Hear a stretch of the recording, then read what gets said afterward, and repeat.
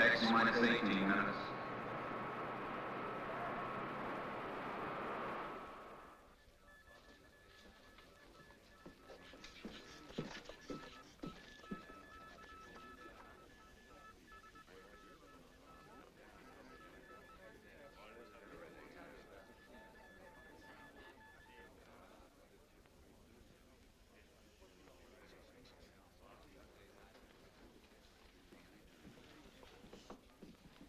Blood pressure slightly high. Nothing to be alarmed about, though. Quite understandable under the circumstance. The weaker sex. The only one whose blood pressure is normal. X minus 17 minutes. We're due in the assembly hall in another minute. Shall we go?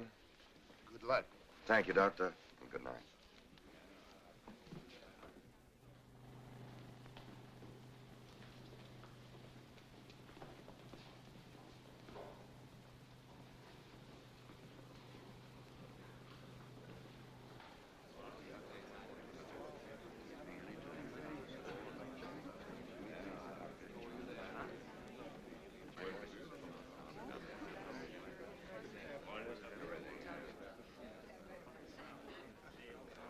X minus 16 minutes.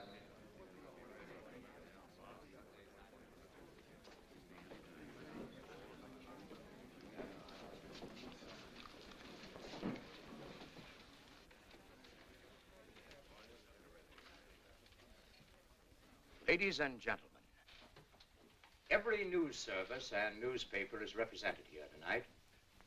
And for your cooperation in the past, when complete secrecy was vital, we are grateful. However, I must make something clear. Although ours is not strictly a military project, a great deal of our research and knowledge falls within security regulations. Therefore, I must insist that you reveal only such information as appears in the authorized press release, which will be handed to you later. I'm sure that we can all recall the wild tales of the flying discs, flying saucers, spaceships, and who knows what imaginative creations. The press is to be commended for discounting, in most instances, these premature rumors, and so helping to minimize public apprehension. Tonight, you are invited here to witness an important event. You are all familiar with our previous work in sending robot missiles into space. That phase is at an end. Tonight, we will launch the first manned spaceship, the RXM, Rocketship Expedition-Moon. X minus 15 minutes. Forever, man has dreamed of visiting the nearest of heavenly bodies. Some for adventurous, fantastic reasons. Others, like ourselves, because they visualized a successful lunar expedition as the first step toward practical interplanetary travel. Today, there is even the possibility that an unassailable base could be established on the moon to control world peace. I will now introduce to you the head of this expedition and his crew, Dr. Carl Ekstrom, designer of the RXM, and as you all know, one of the most brilliant physicists of the day, and an old friend. Dr. Lisa Van Horn, his most able co-worker and assistant, Doctor of Chemistry. Colonel Floyd Graham, pilot. Mr. Harry Chamberlain, astronomer, of the Mount Wilson and Palomar Observatory staffs. Mr. Chamberlain will serve as navigator. Major William Corrigan, engineer. I shall now ask Dr. Ekstrom to outline the flight plan for you. Carl? X minus 14 minutes.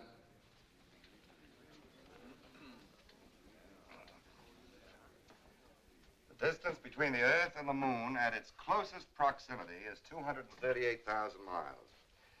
We expect to cover this distance in approximately 48 hours. The first phase of our flight will be the ascent to an altitude of 300 miles. From the start, while we pass through the troposphere and stratosphere, until we reach the ionosphere, the flight will be controlled by our automatic pilot. After we have climbed through the atmosphere, we will turn the rocket into a parallel course with the surface of the Earth. In flying parallel with the Earth's surface, we receive added boost from its rotation. X minus 13 minutes. The RXM is what is known as a multi-stage or step rocket. Upon reaching escape velocity, the tail section, which has housed the fuel to attain this speed, will be jettisoned. The nose section, which is a complete rocket containing enough fuel for the entire trip and also containing our cabin, overcomes the gravitational pull of the Earth and heads in the direction of the Moon. After we have passed the equilibrium point where the Earth and the Moon's gravities are in balance, we will reduce power to a minimum.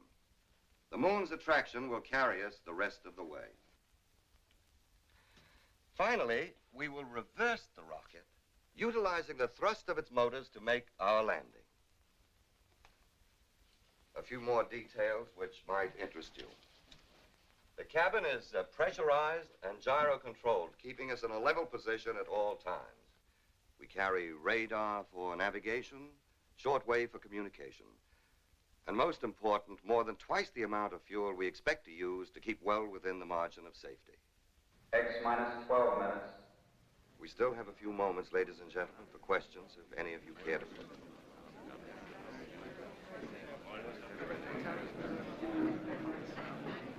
Mr. Chamberlain, how do you fit into the picture? Do you have any family? No, I've been living on mountaintops. I'm afraid it's too lonely for such opportunities. Have you ever done any flying? Only as a passenger. But you're the navigator. But you must realize that intersolar flight requires far more exact and precise navigation than any earthbound voyage. Mm-hmm. Of course, that's incidental. It is? Yes. You see, as an astronomer, I can appreciate the perfect observation conditions on a body without atmosphere, such as our moon. Do you realize that within 1 hour... I've got about 800 head grazing down there. I bought my ranch with the flight pay I saved up during the war. Mm-hmm. How does your wife feel about you going?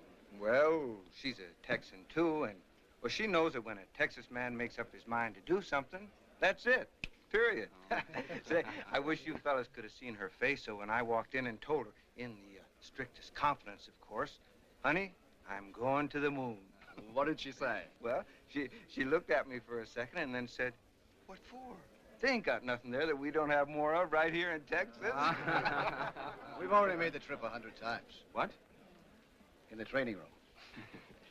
Yeah, I've done more flying this last month than I've done over 100 missions. And believe me, this is the hottest crew I've ever worked with, especially in the brains department. Yeah, very attractive, too. Yeah, I agree. But, and you can quote me on this, unless you look like a test tube or a chemical formula, you haven't got a chance. From the woman's angle, Dr. Van Horn, how does it feel making a trip like this alone with 4 men? To tell you the truth, I never thought much about it. Well, tell me, Doctor, is there any specific reason why one member of the crew should be a woman? I'd like to answer that, if I may. Certainly. The reason Miss Van Horn is making this trip is because of her pioneering research with monatomic hydrogen. It enabled her to develop the first rocket fuel, powerful and concentrated enough to make this flight possible. X minus 11 minutes. Ladies and gentlemen, we are pressed for time. You may view the takeoff from the observation bunker and return to this room immediately afterward. Everybody return here after the takeoff.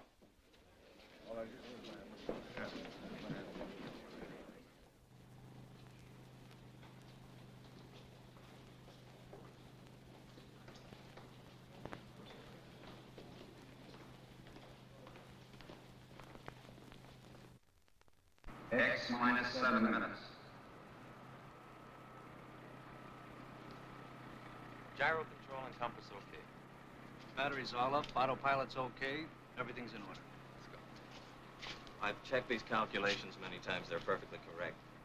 Oh, yes, all commercial flights have been detoured 100 miles south. Thank you. Well, I can't think of anything we've overlooked. All we need now is a little luck. It doesn't seem real that the moment finally has arrived after all these years. Has been a long time. A long time for 2 men to work together. You remember when we started, what they called us? Young crackpots. Yes, and what are we now? Maybe just crackpots. The only regret I have is that I must stay behind. Your job is no less important, Robert. I know, but still... X minus 6 minutes. Carl, good luck. Good luck, everybody.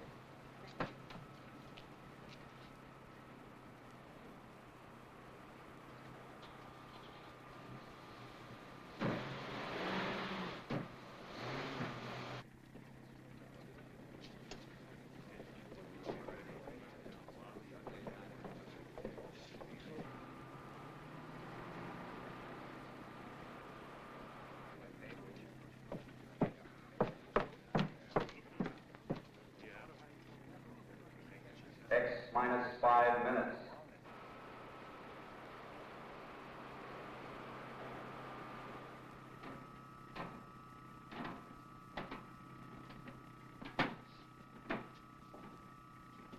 Better take one more look. We won't be as close as this to Mother Earth for some time.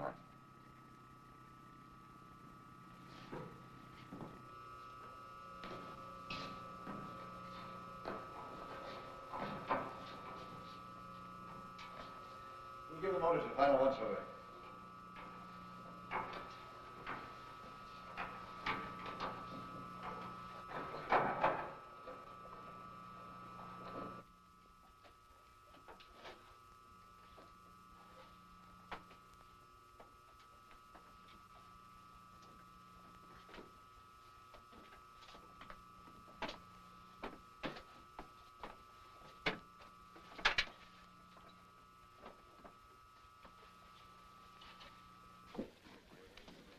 X minus 4 minutes. Motor room sealed. Everything in order.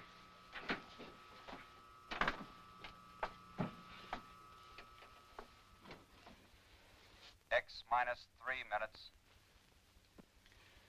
No change in flight plans discussed. First 7 minutes of flight, controlled by automatic pilot. Pilot's ready. 7 minutes, straight ascent. Straight ascent from starting point. Starting thrust using all tail assembly engines, 2,300 tons. Right. Fuel mixture? Hydrogen and oxygen plus A12. After 120 seconds, hydrogen and oxygen plus A14.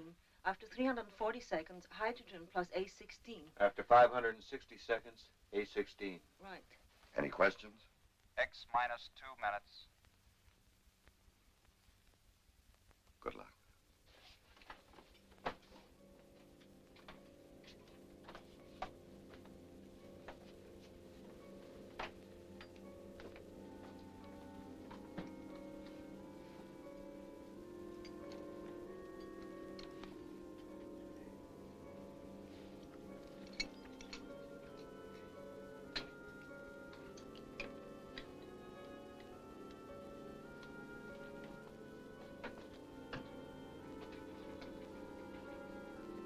X minus 1 minute.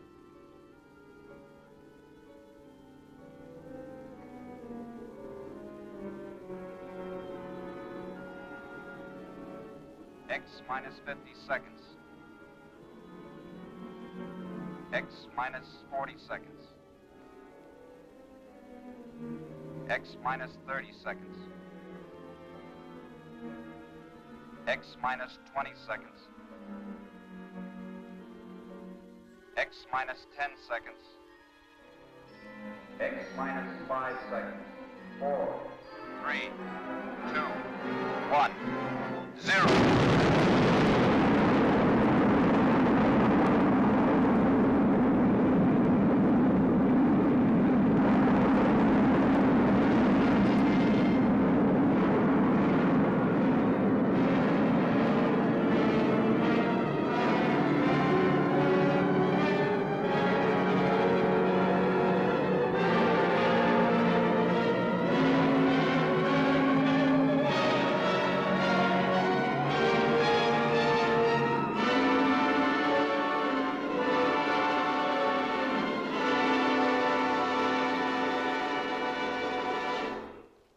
Now, if you will follow me, we will attempt to establish radio contact with the ship.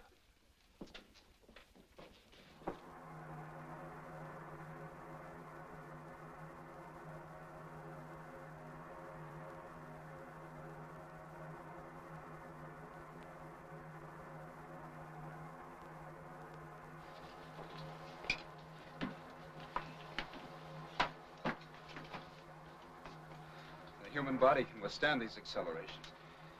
But it certainly was never meant to.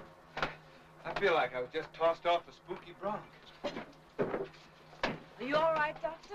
Oh, yes, can't hurt an old campaigner like me. How about you? You all right? Certainly. Radar and gyro compass in order. Automatic pilot okay. Fuel consumption? Normal. Air pressure? 15 pounds.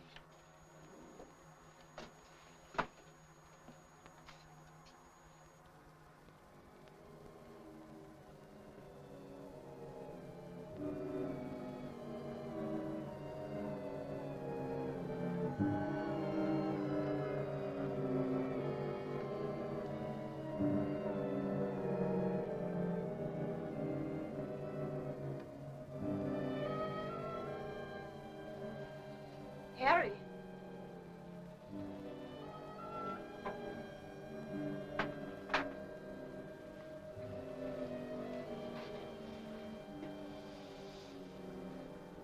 It's a marvelous sight, isn't it? It is. You can study maps and globes and try to visualize. But the actual experience, it's hard to express it. Stand by to turn.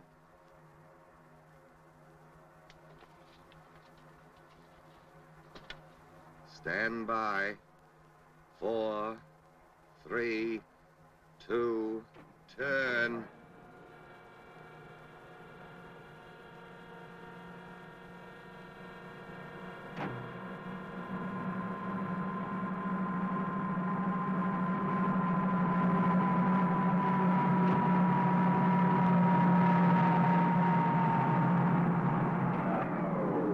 Degree turn completed. Shipping level flight speed, 3,400 miles per hour. Altitude 360 miles. How do we stand on fuel now? 3/10 of fire left in tail section. Mixture at present? A16. Harry, contact the base. Right.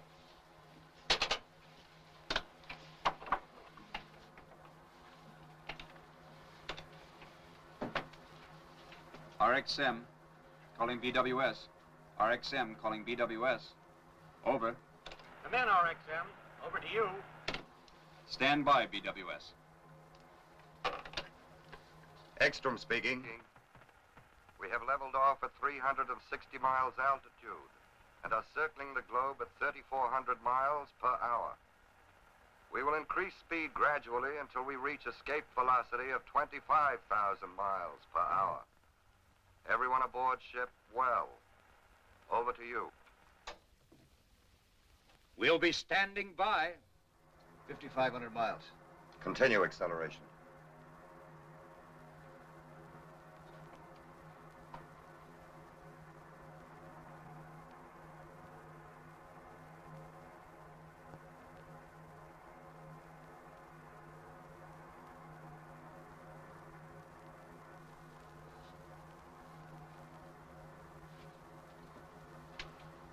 Hey, what happened to the rest of the night?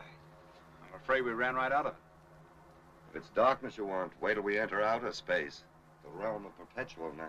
6,000. 6,200 miles per hour.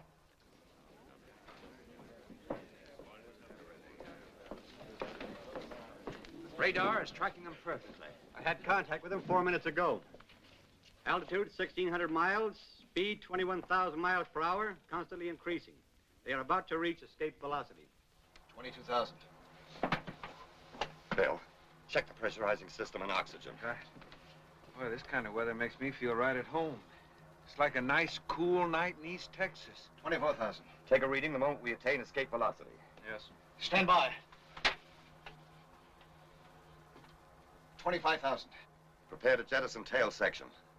Start the front assembly motors. Only 40 seconds supply of fuel left. Hold on tight, everybody. You ready? Ready. Go. Reduce power.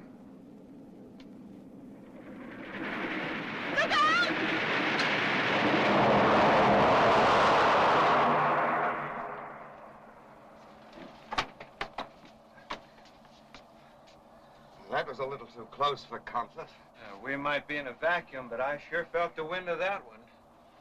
Harry, contact the base again.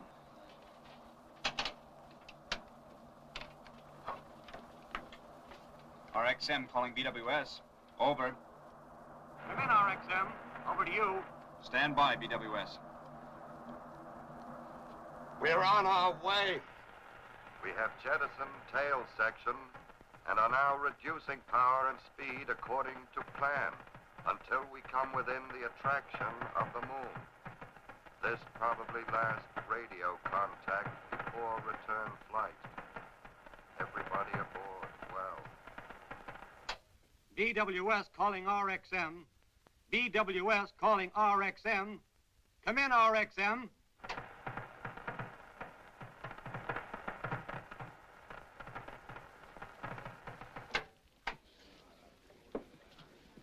Ladies and gentlemen, we had hoped by having the entire press represented here tonight to eliminate any possible hearsay, rumor, or speculation from your reports.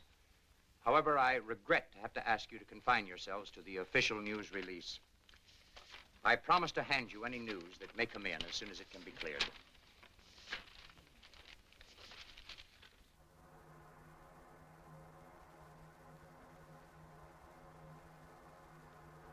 Don't think I like all this dark. Well, it might be all right for sleeping, but for a steady diet, I used to hate the daylight because I couldn't work. But up here in this eternal night, it's a different feeling. Fella can get used to anything, I guess, if he has to. And I remember when I was first assigned to jets, I said to the colonel, Colonel, I joined this man's Air Force to fly an airplane, but nobody's going to hitch me to no Roman candle. Now I'm sitting right inside of one. Boy, oh boy.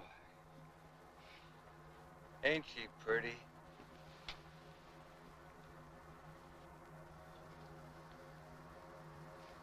Can you see Texas? No, it's in the other hemisphere. Even so, from this distance, it would only appear a mere speck. A mere speck? Texas a mere speck? Oh, now, listen, my friend, I'm broad-minded. I've been around people, but don't you ever let any other Texan hear you say that. A mere speck.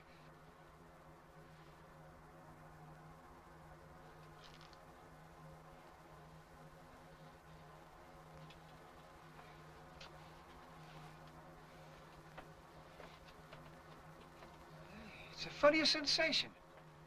I feel like I'm walking in a cloud. No effort at all. We're getting deeper in interplanetary space. Gravity will soon be practically non-existent. Look, we got a stowaway aboard. Hey, whoa. I need you. Don't you think it's amusing? There's nothing funny about that. Simply the lack of gravity.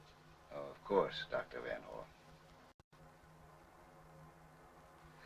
Better make sure our equipment's fastened down.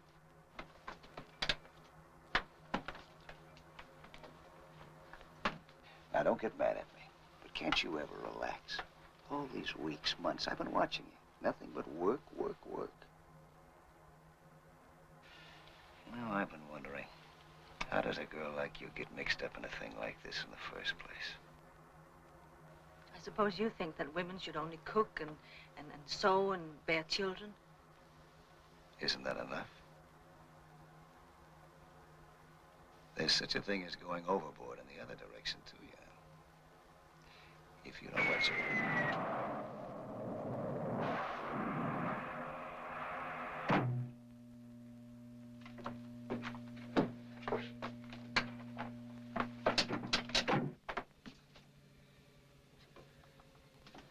I'll check the engines. Bill, pressurize the motor room first.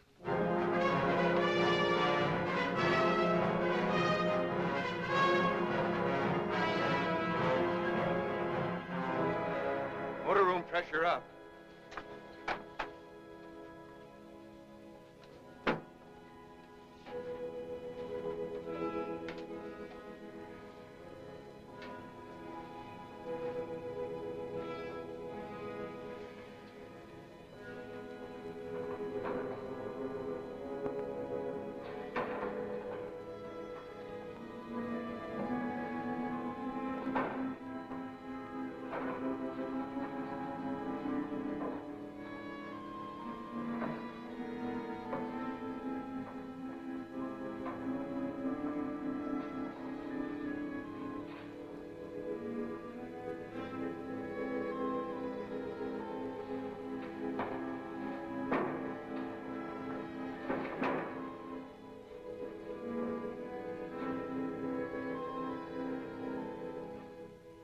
still drifting.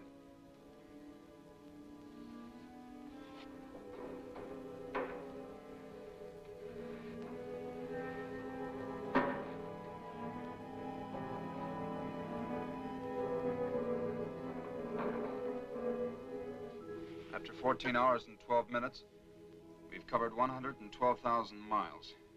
We'll come within the gravitational attraction of the moon. Well, that's not important right now. Without power, we're helplessly suspended in space. Even if we were already within the gravitational reach, we'd still be unable to make a landing. We need power to land. Checked and double-checked all connections. Primers, fuel injectors. Can't find a thing wrong. And it must be the fuel mixture.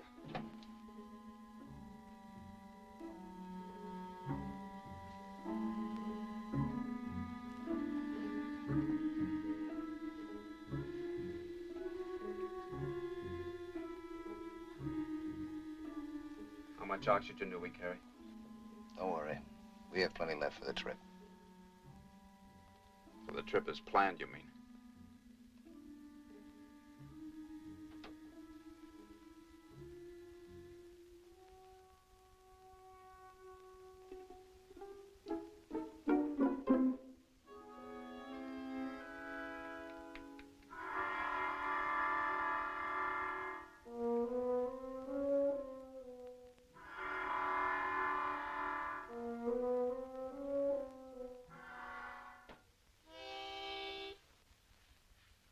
If you don't mind.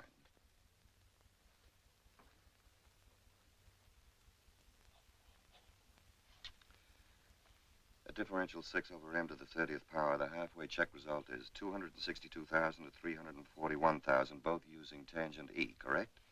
That isn't the result I have. It must be the same. There's an error there. I've made no error, Dr. Ekstrom.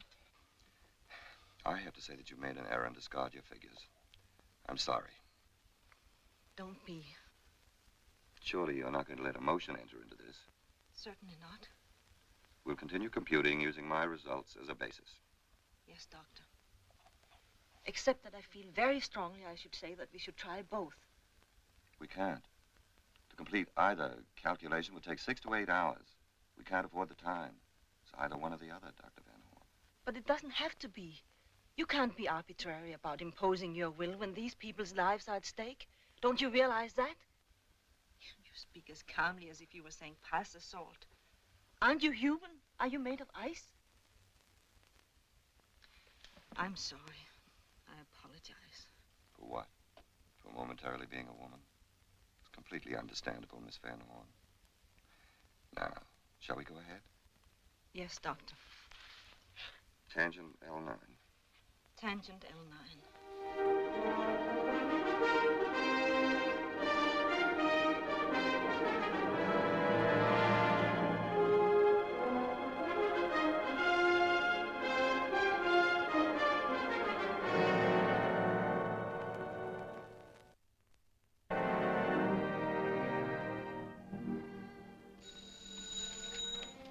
Hello? Yes? It's Dr. Hurley at Mount Palomar. Yes, Dr. Hurley? Yes? We located the RXM's position at 7:16 this morning.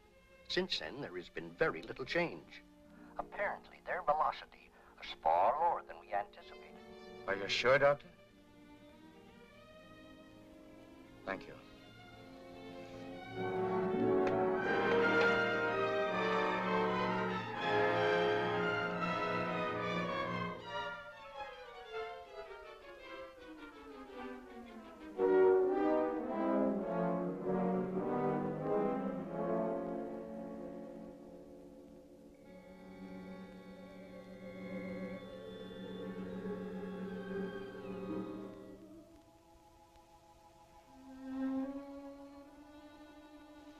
Wind that blows between the worlds. It cut him like a knife.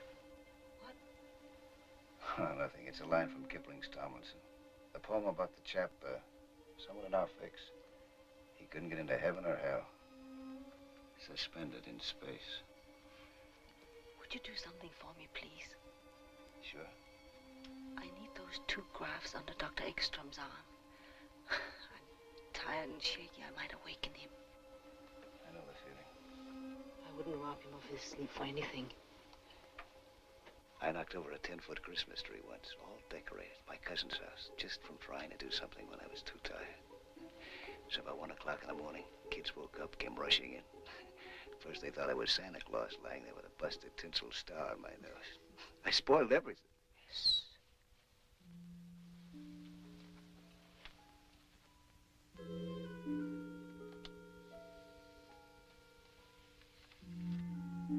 Thanks. It's no trouble.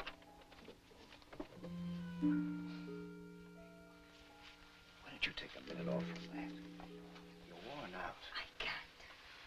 You'll think clearer if you do.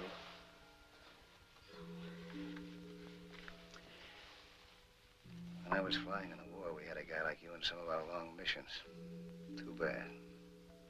Too bad? Blew his top. We had to put him in Section 8. Held it in too long, never let down a second. You're right. I'm not even thinking straight anymore. Numbers buzz in my head like wasps. I ought to think of something different.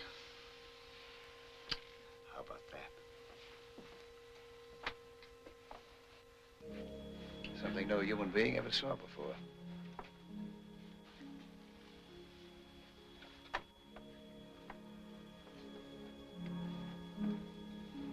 You know, it's funny.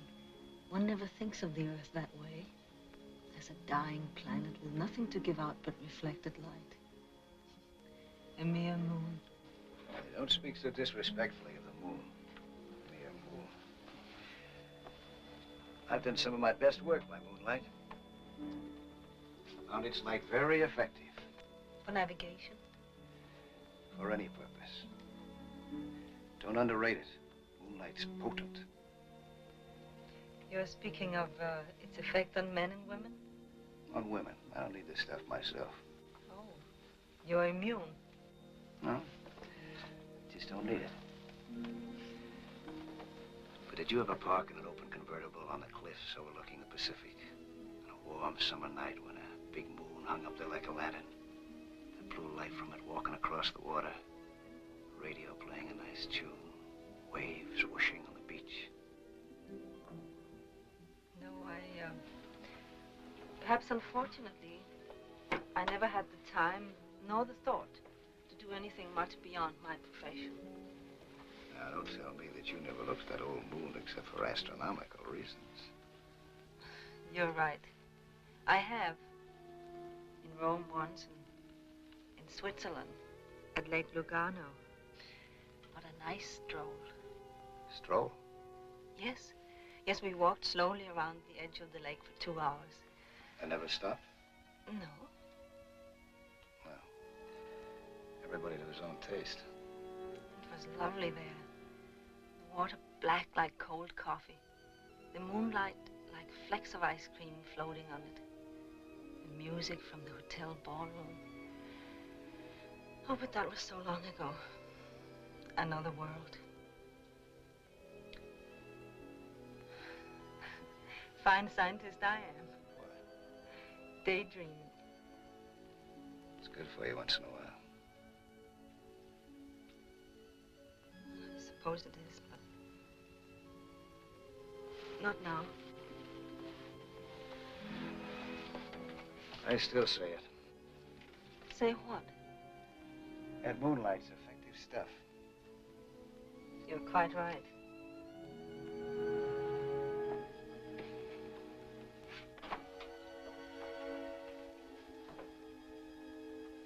What effect a double dose like this would have in a convertible? Nothing. Skip it. Meteorites!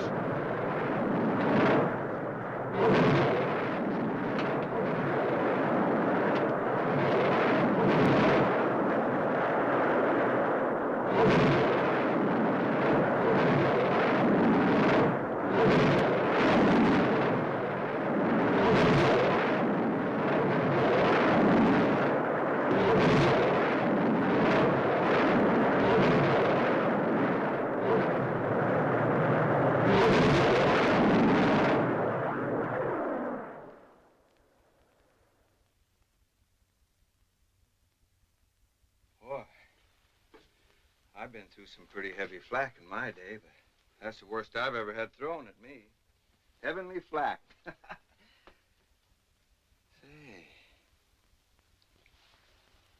maybe somebody don't want us to get where we aim to get.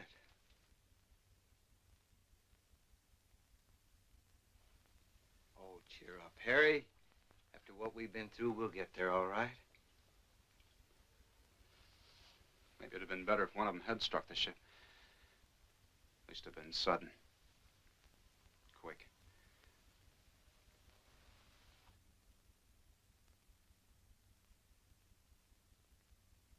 Now, your computation?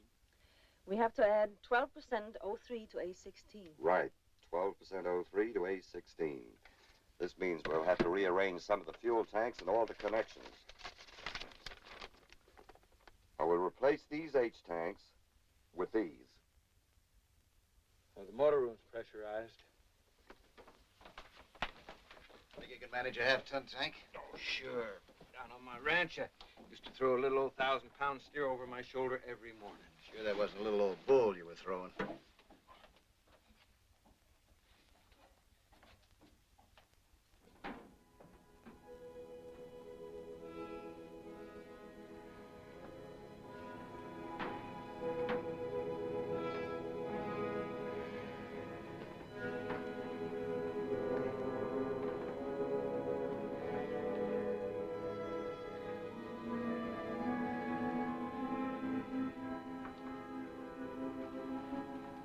All right, Sampson, let's see you do your stuff. Think I was kidding, huh? You'll never prove it to me here.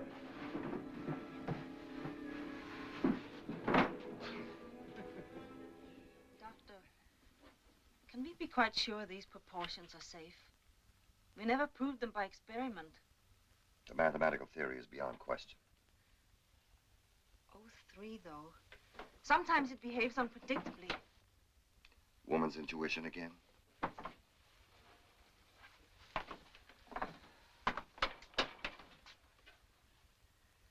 O3 to A16. 12% O3 to A16. Our chart deviation is 32 degrees. Present position is... We'll correct course when we're in powered flight once more. Right.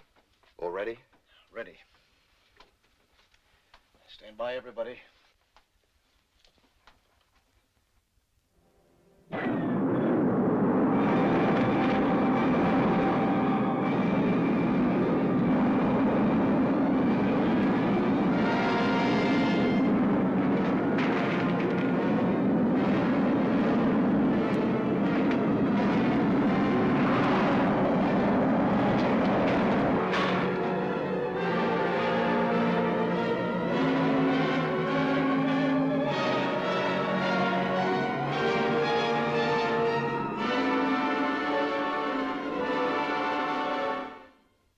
Repeat that again, Dr. Hurley.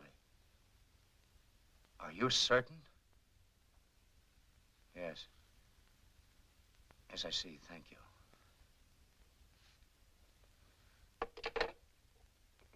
They are completely off their course. Moving with incredible velocity. Out into limitless space. I can't understand it.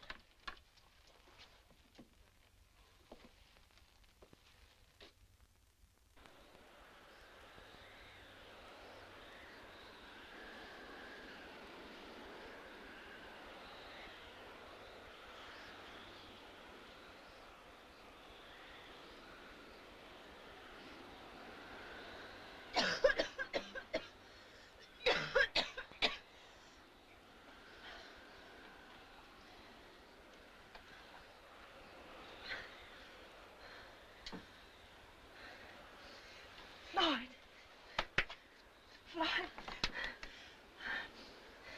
Floyd.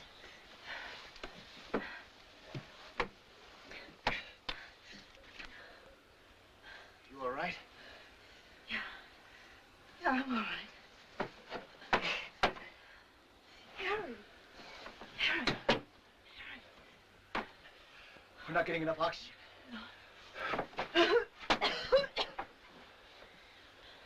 Bill. Bill.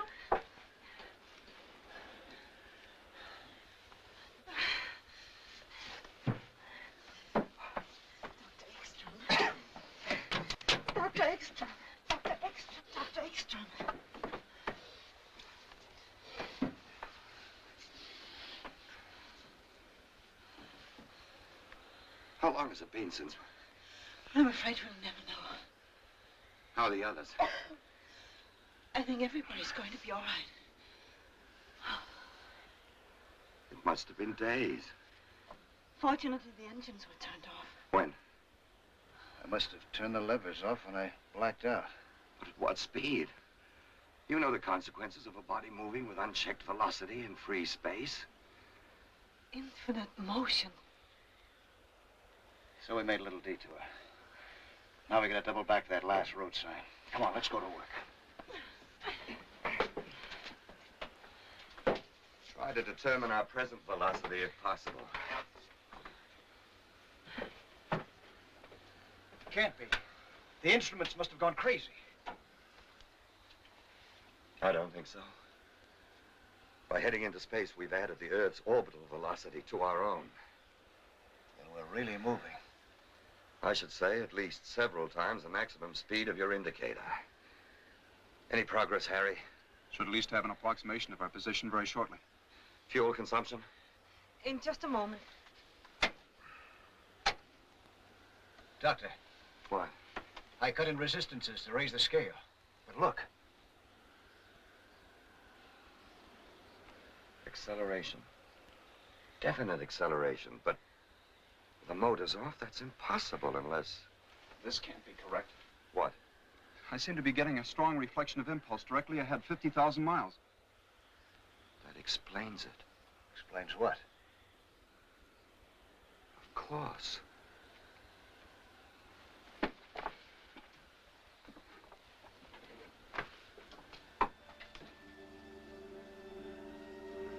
Unbelievable. It couldn't be mere chance.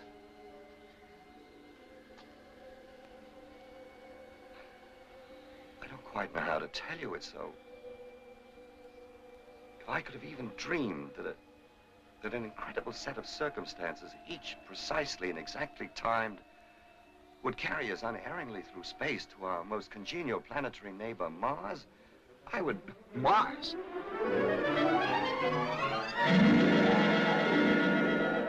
It's utterly unbelievable. No doubt whatsoever. Unmistakable. Mars. What do you know? What does it mean, Doctor? It means there are times when a mere scientist has gone as far as he can. When he must pause and observe respectfully while something infinitely greater assumes control. I believe this is one of those times. We shall go on, of course. Our overall fuel consumption was 42%. a Martian landing. Approaching a planet with atmosphere is far easier than the lunar maneuver. Certainly we shall go on. We should be betraying an unprecedented opportunity to do otherwise. And I'd suggest there's a couple of little things we might do. This ship isn't going to land itself, you know. Mars. I'll be darned.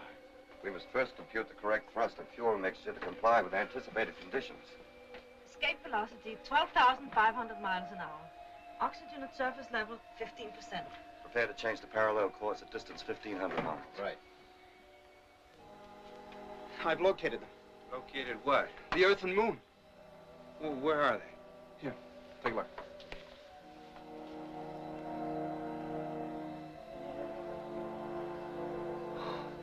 And what do you know about that?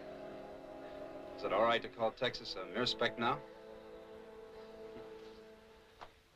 As we are now in parallel flight, we are reducing speed and altitude. At 50 miles altitude, we will execute a turn of 90 degrees, bringing the rocket into landing position. Since the gravitational attraction of Mars is only half as powerful as that of Earth, a thrust of 1,200 tons will be sufficient to make the landing. Fuel? Hydrogen and oxygen plus A12.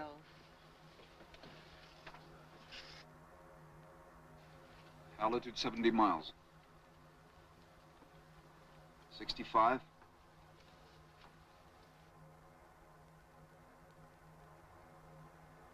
60. 55 miles. Stand by to turn. 50. Turn.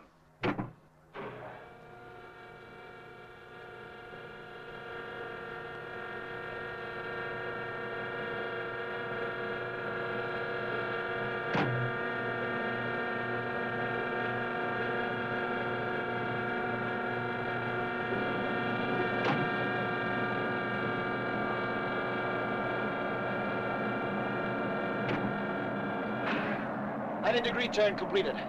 Reduce power.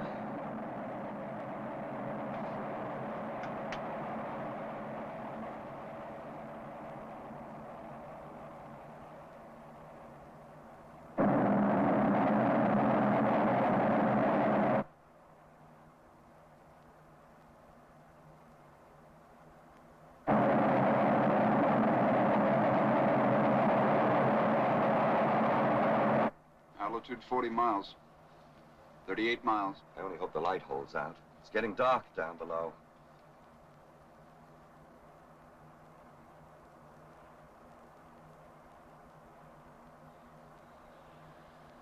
Clear to increase thrust at altitude 15 miles.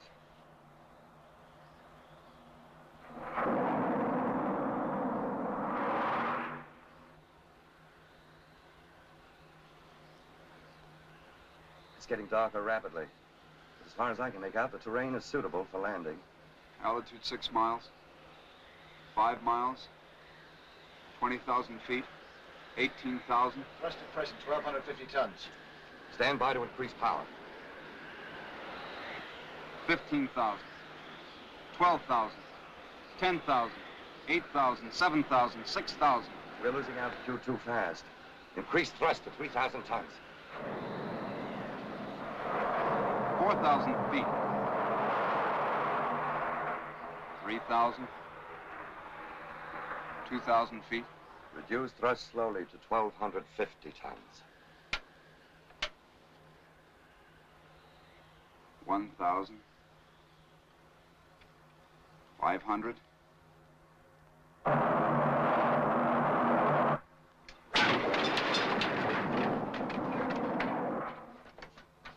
Save the engines.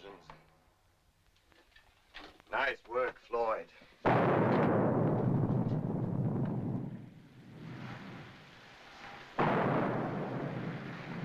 Mars extending us a welcome. Now we're prepared to disembark first thing in the morning. In the meantime, we can rest and get our equipment ready. Well, that's what I've been waiting for.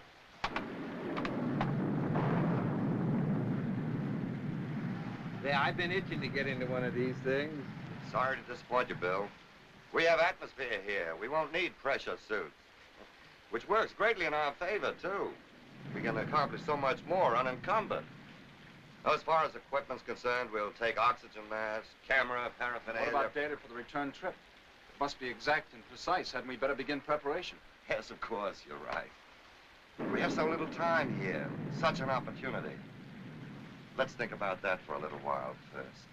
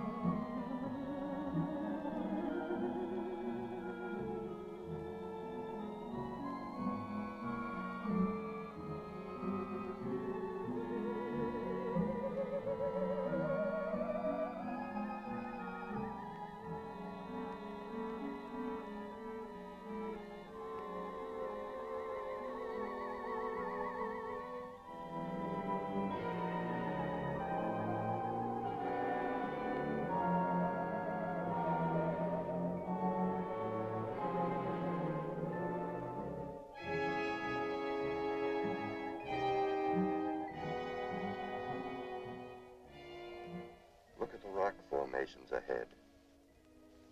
Notice the abundant coloration? Green, orange, yellow, black. A sign of tremendous mineralization. Manganese, copper, nickel, pitch blende. Immense deposits of pitch blende. You figuring on staking out a claim here? Just making sure we can find our way back.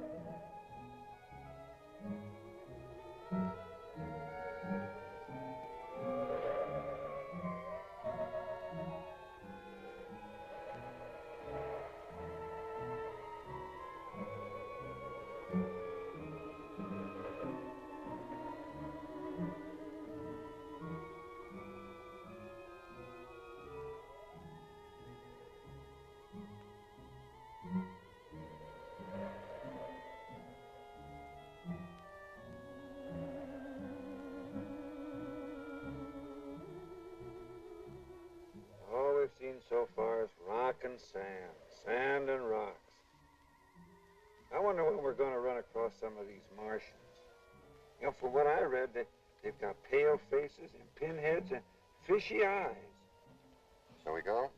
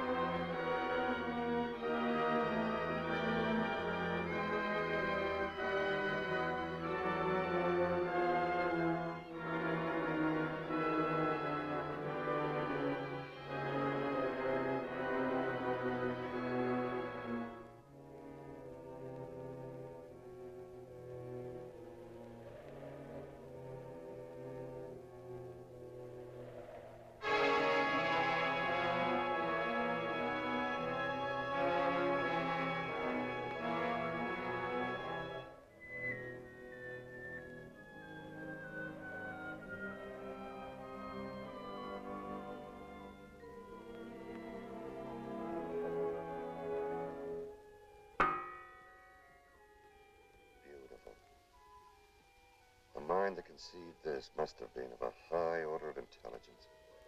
At least the equal of Earth, perhaps considerably above ours. To think that a complex, organized society existed here once. Yes, from all indication, thousands of years ago. I wonder how it happened. There's always the possibility of a meteor. But then it would have created a depression like a moon crater. No, this wasn't caused by a meteor. This is definitely blast effect coupled with intense heat. There's a strong field of radiation over there.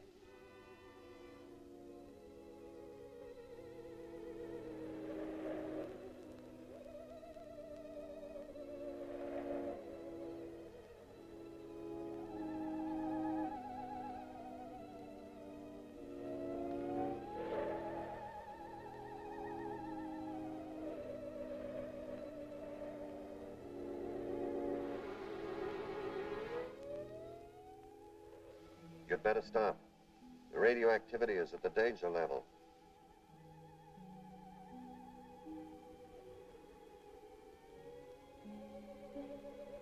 Ironic, isn't it? The mind of man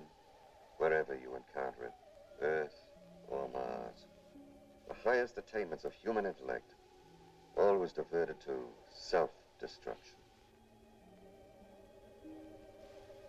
Perhaps the entire surface of the planet is one vast ruin, like this.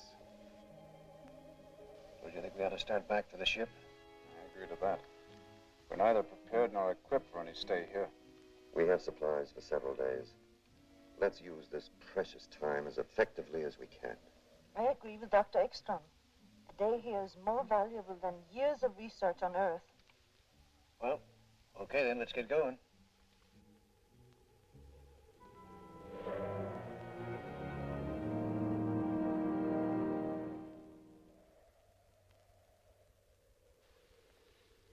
What a lesson here for our world. One blast, thousands of years of civilization wiped out. Could there have been any survivors? I should hate to think so.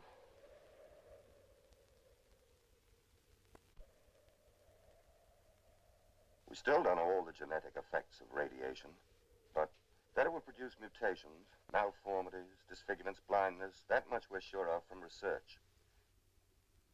A blast like this, I should hate to think that any survived. Why don't you try to get some rest? If I ever get back to Texas, I'll know better than to leave again. Yes, sir.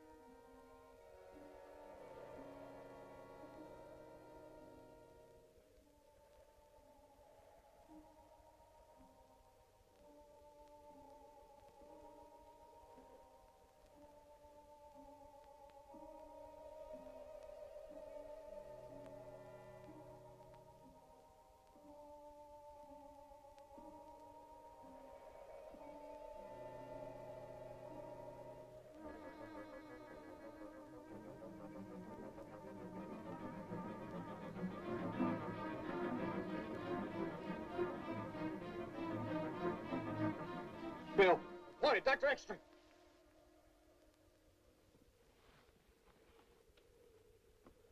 There were men out there. Look, you gotta believe me. It wasn't a nightmare. I haven't slept at all. I tell you, I saw them. Where? Right out there. And when I yelled, they disappeared. All right, let's go see.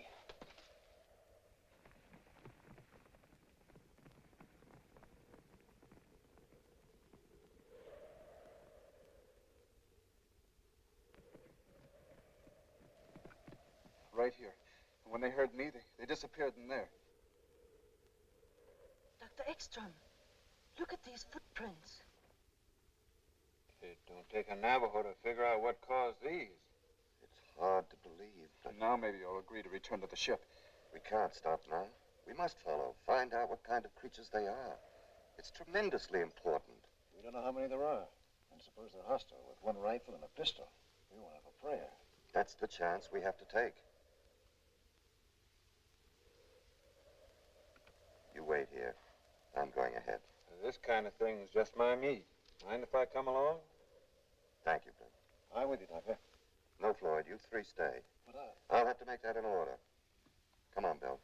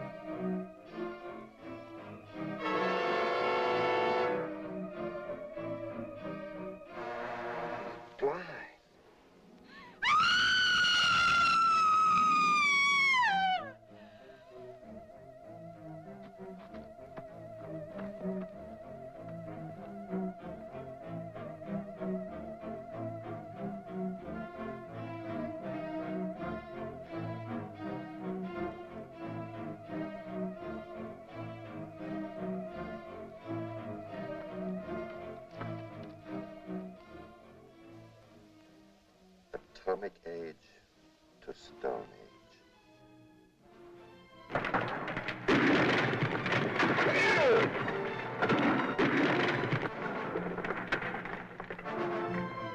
Bill!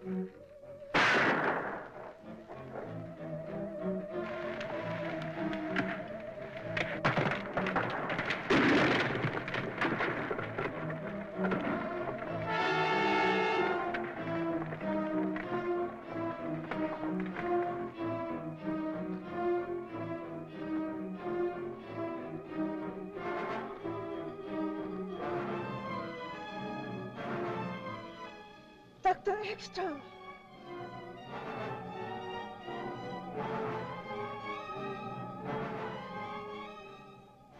Where's Bill?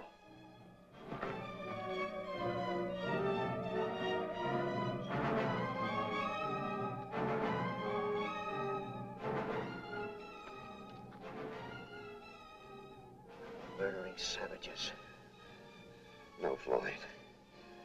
Poor, fear-crazed, despairing wretches. Pity them. Pity them. Don't talk anymore. You must get back to Earth. Tell them what we found. Maybe this will...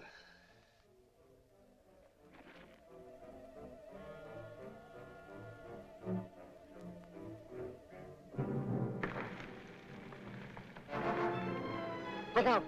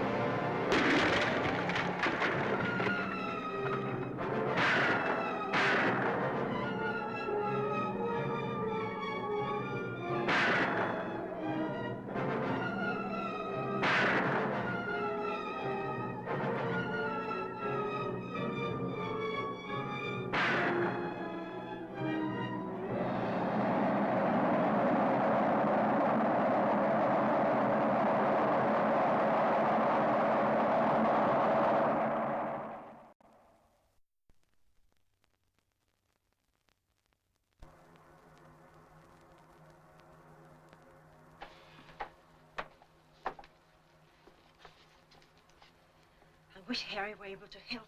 It's impossible to get a precise result without radar. You've done a wonderful job. We should have fuel enough for a landing. When will we feel the Earth's gravity? As soon as there's an increase in speed. According to elapsed time and velocity chart, almost any minute now. But without a check from Harry, it's... I know we're in a tight spot, but we'll manage somehow.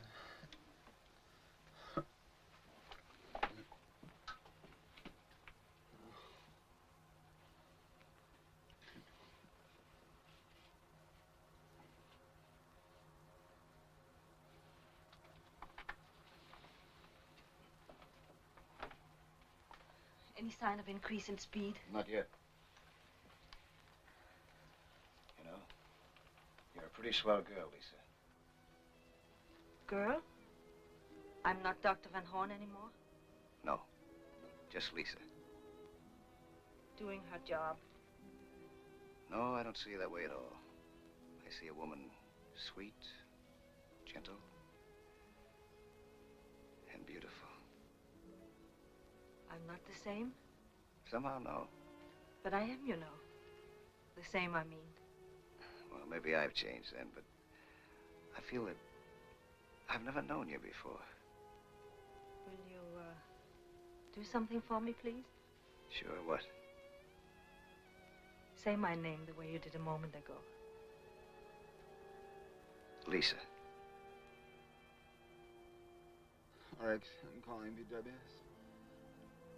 RXM calling BWS. Come in, BWS. Over. Come in, BWS. I can't contact them. They won't answer. They won't ever answer. Of course they will. Speed's increasing. We're gonna make it. Shut off the fuel.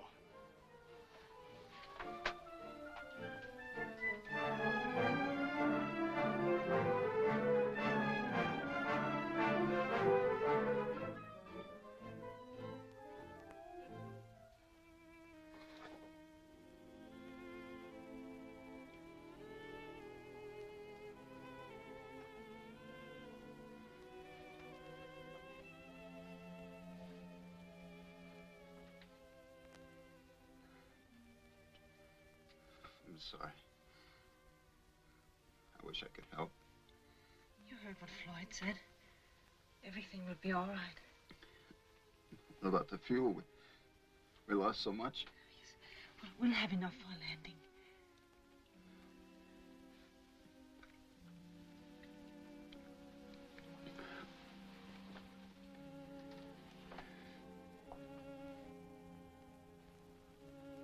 How are we doing? Not so good. Well, what's the matter? Everything's worked out so far, right in the nose. We haven't got enough fuel for a landing. Not even for an approach. But the motors were functioning perfectly before I shut them off. At 1/10 of capacity. I'm sorry, it's all my fault. Maybe it's only the instruments.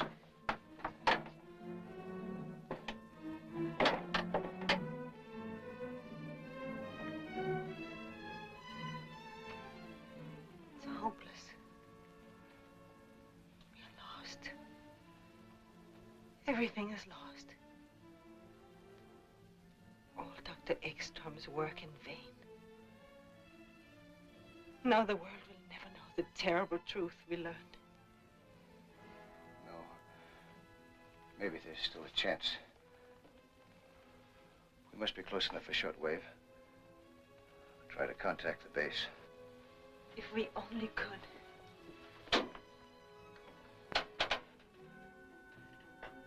We must report everything. Tell them as much as we can. What we saw. The mistakes that we made. RXM calling BWS.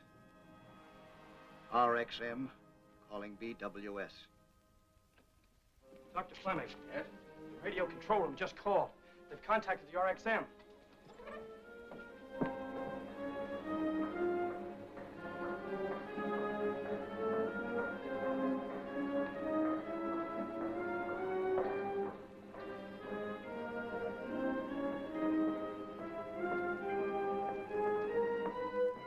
There's too much interference. You better use these, Doctor.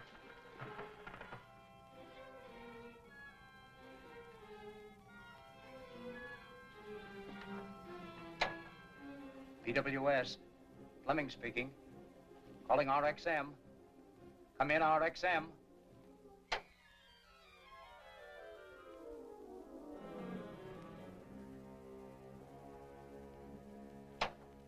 Repeat that again, please, Dr. Van Horn.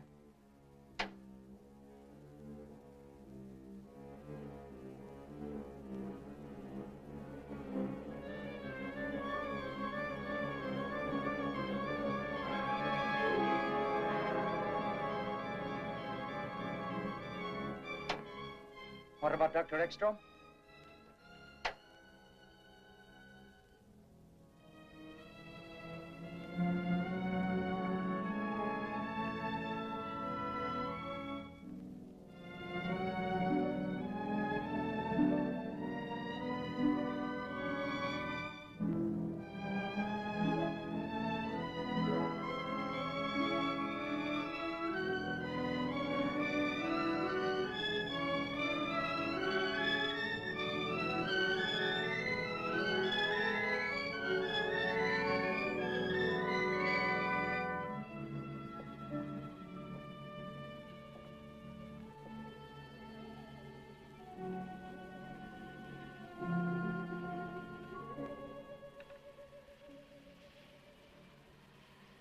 Now at least they know.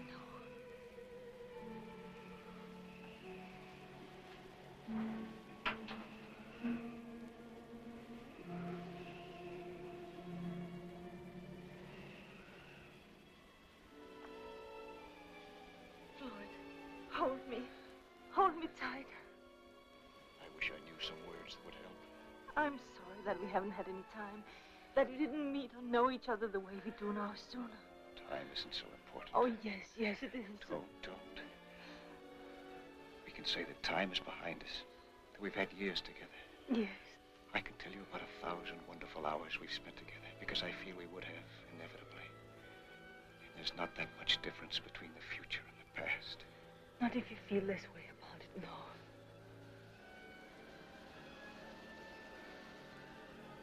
Shouldn't we wake him? What good would it do? None, you're right. It's only seconds, darling. Try not to be afraid. Floyd, I'm not afraid anymore. Something happened, like a great wave carrying us up, bearing us, protecting us.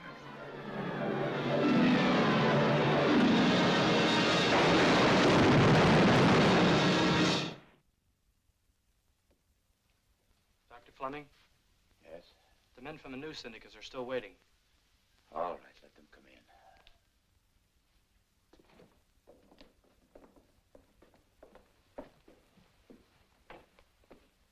Dr. Fleming, the pilot and crew of Flight 19 International Airlines observed a strange object falling over Nova Scotia.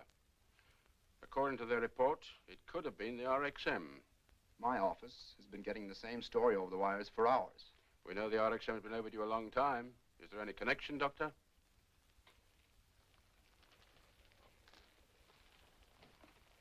As yet, there has been no confirmation, but yes, I believe there is a connection. Then they all perished in a crash. No, 2 were lost earlier. But the flight must be considered a failure. Failure? Every point of our rocket theory has been established. It has proven that interspace travel is not only possible, but practicable. And it has supplied us with information which may well mean the salvation of our own world. No, gentlemen, the flight of the RXM was not a failure. Tomorrow we start construction of RXM-2.